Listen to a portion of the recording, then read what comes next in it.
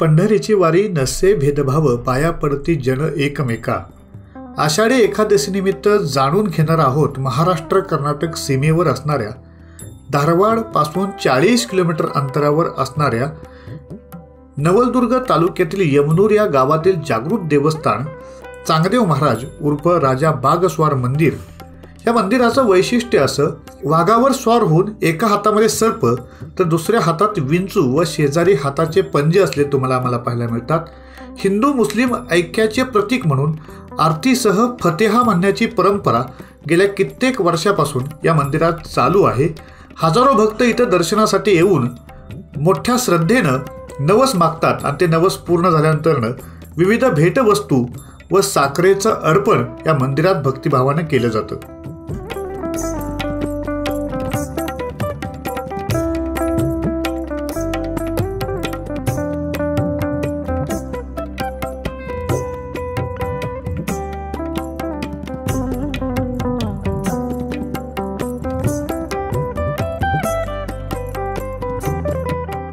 नमस्कार. अखंड जाहला देवाचा शेजार, कार्य अहंकार नाही गेला, असा प्रश्न मुक्ताईनी चांगदेवांना केला. चांगदेवांनी मुक्ताईला आपलं गुरु मानलं, कारण प्रश्न वयाचा नव्हता तर बुद्धीचा होता. मुक्ताईला ज्यांनी गुरु मानलं त्या चांगदेवांचं मंदिर एका गावामध्ये आहे आणि आपण आज आषाढी निमित्त त्या गावात आलो आहोत. हे मंदिर आहे यमनूर येथे. या मंदिराचं वैशिष्ट्य आहे म्हणजे इथे हिंदू मुस्लिम बांधव्य आपल्याला पाहायला मिळतं आणि वर्षानुवर्ष ही परंपरा येथील ग्रामस्थ आणि पुजारी जपत आहेत. आपण प्रवेश करतानाच आपल्याला दिसतं की चांगदेव उर्फ राजा बाग सवार देवस्थान असं इथं लिहिलेलं आहे. म्हणजे आपल्याला प्रचिती येते की हिंदू मुस्लिम सलोख्याचं हे एक आदर्श ठिकाण आहे. आज या मंदिराबद्दल आपण जाणून घेऊया विनोदराव यांच्याकडून. ह्या मंदिराची स्थापना कधी झाली, हे मंदिर कधी अस्तित्वात आलं आणि किती वर्षाचा इतिहास या मंदिराला आहे? 1800 शतमानापासून मंदिर स्थापना झालं आहे. तेव्हापासून ते अजूनपर्यंत चालत आहे सगळं इथं. पण हे चांगदेव इथे आले कसे आणि ते स्थापना झाली कशी? चांगदेव महाराज त्यांनी इथं मार्कंडूस तपस्येला जागा आहे करतात, त्याच्यात त्यांनी पण तपस्या केली येतं. नंतर आमच्या मूळ पुरुषांना सांगितले इथं जाऊन तुम्ही स्थापना कर म्हणून. तरी त्यांनी पहिल्यांदा यायला बघत नाही. नंतर मग त्यांनी परत स्वप्नात येऊन सांगितले, आशीर्वाद केले, त्यांना एक शालिग्राम दिले, परत त्याला डमरू आणि हे आपलं ते त्रिशूल साप यडमुर्गी बलगमध्ये एक हे असते ते आयुध सगळे दिले आणि ते ठेवून पूजा म्हणून सांगितले त्यांनी. मग त्या ठेवून त्यांनी आम्ही आमचे पूजा करत गेले. या मंदिरामध्ये चांगदेवांच्या मूर्तीबरोबरच पंजे पण दिसतात, खाली शाळीग्राम आहे, त्याचं वैशिष्ट्य काय? शालिग्राम पुरीच दिले होते, क्षेत्र बर्गेना चांगदेव महाराजांनी दिले होते. नंतर पंजे मुसलमानच्या काळ टायमाला इथं पण नाश करत आले होते देवस्थान. त्या टायमाला सेनापतीचे डोळे गेले होते.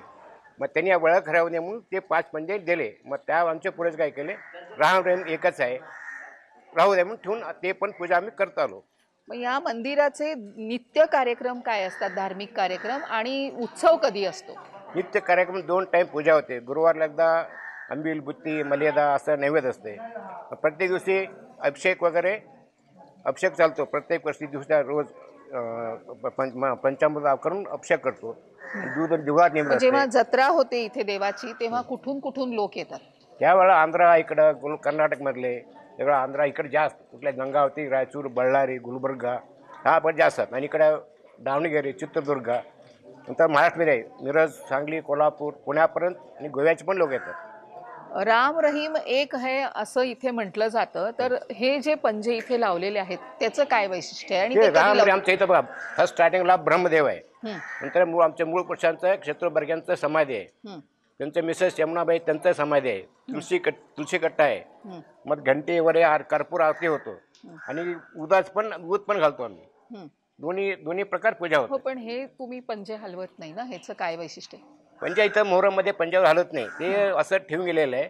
ते वेगळे आहेत आमच्या गावामध्ये मस्जिद, ते पंजे मोहरममध्ये. कशाची ओळख आहे पण ही पंजे? म्हणजे हे पंजे ते मुसलमान टाइमात दिलेले आहेत त्यांनी. ते देवस्थान हे करायला नाही, त्या टायमाला दिलेले आहेत. त्यांची ओळख म्हणून तुम्ही आजपर्यंत ते ठेवलेलं आहे. बरं, इथे जो ओढा वाहतो त्याच्यामध्ये खारं पाणी आहे आणि त्याच्यामुळे आजार बरे होतात. आणि त्याही पेक्षा एक चमत्कार इथे होतो की पाण्यातून दिवा पेटतो. तर त्याचं वैशिष्ट्य काय आहे? आमच्या सीमा भागाला तेवढंच खारं पाणी आहे, एकदम खारं पाणी. त्या आंघोळ केल्यानंतर स्किन डिसीज काही असलं तरी, कसली रोग असला तरी बरं होतात. आणि त्या वड्यामध्ये आमचे दोन दोन कुंवारी मुलं पुण्यतिथी दिवशी जावळा ह्याला वडायला जातो आणि तिथनं पाणी घेऊन येतो आम्ही. ते पाण्यामध्ये जेव्हा अजूनपर्यंत जळतो. पण ते जाताना जमिनीवरून जात नाहीत असं असं. आता अगोदर पहिल्यांदा झोपत होते, आता जरा कमी केलेलं आहे. हां. लोक जास्त जमा लागले म्हणून त्या कमी केलेले आहे. थोडेच नेमके एक 10-15 लोकांनी देवळामध्ये झोपून नंतर मग पुढे झोपत नाही. पहिल्यांदा झोपत ते. पण आता बंदोबस्ती पण होत नाही तेवढं. बर गर्दी भरपूर होते. बर. मग ते एकावर एक पडायला लागले बर. म्हणून ते बंद केलेलं आहे. आता हिरगा देवळांमध्ये थोडं झोपतात, मग त्यांच्यावर असं येतात. या मंदिरामध्ये आम्ही कुठलाही नवस मागितला किंवा गारणं घातलं तर ते पूर्ण होतं. हो. मग नैवेद्य स्वरूपात लोकांनी काय इथे ठेवावं लागतं? साखर देतात. वजन आता तुम्ही मागून घेतला देवाकडे, वजनात साखर देतो, वजन साखर द्या. नाही तर नेहमी 5 किलो 1 किलो असं साखर आणून देतात. आणि चांदीचे घोडे किंवा असे अवयव, काही अवयव डोळे असं वगैरे देतात ते सगळं. आणि जेव्हा उत्सव असतोय तेव्हा जसा गोड नैवेद्य असतोय तसा तिखट नैवेद्य पण असतो का? हो असतो, ते पण असतो. मग ते कसं चालवतात? म्हणजे बाहेर असतं का आत पण ते चालतं? बाहेर असते, बकरे वगैरे बाहेर करतात, नंतर मग आज नैवेद्य दाखवतात इकडं. या मंदिराचे आणखीन एक पुजारी आहेत गुलाबराव भास्करराव बर्गे.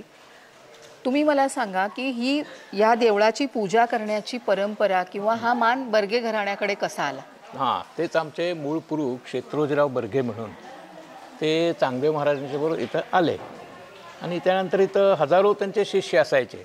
पण खरं शिष्य कोण, इथं ती परीक्षा झाली.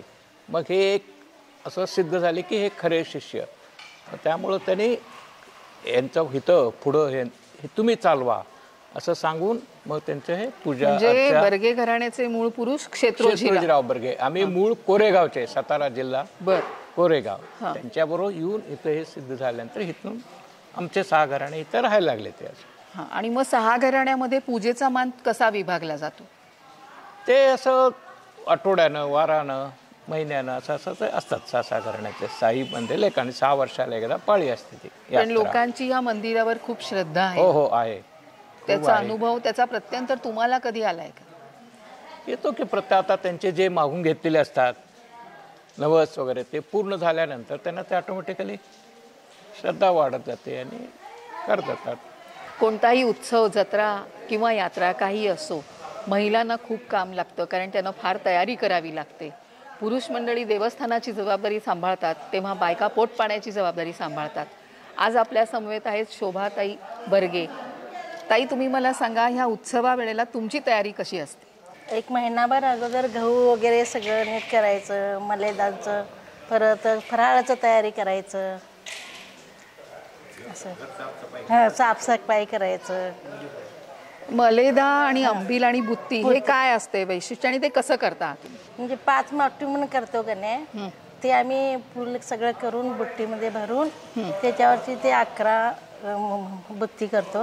आंबलीची 2 मोग भरतो आणि नंतर फराळ वगैरे फळं वगैरे ठेवून नैवेद्य देतो. या मंदिरात जसे आपल्याला पुजारी भेटतात तसेच या मंदिरामध्ये आपल्याला फकीरही भेटतात. आता आपल्या समवेत आहेत अब्दुल साहब मकानदार. आपण त्यांच्याकडून जाणून घेऊया, आप इस मंदिर के बारे में क्या कह सकते हैं? इस मंदिर बारे में इधर क्या भी मन्नत माने तो वो मन्नत पूरा होता.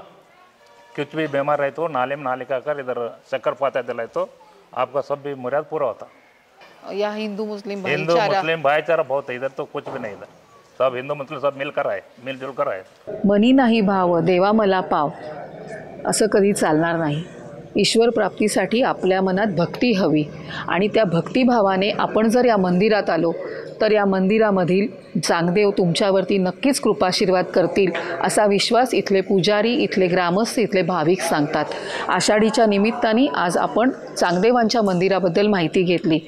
अशाच वेगवेगळ्या मंदिरांच्या माहितीसह पुन्हा आपण भेटत राहू. कॅमेरामन तौसिफसह मी Manisha, Tarun Bharat social media team, Belgaum.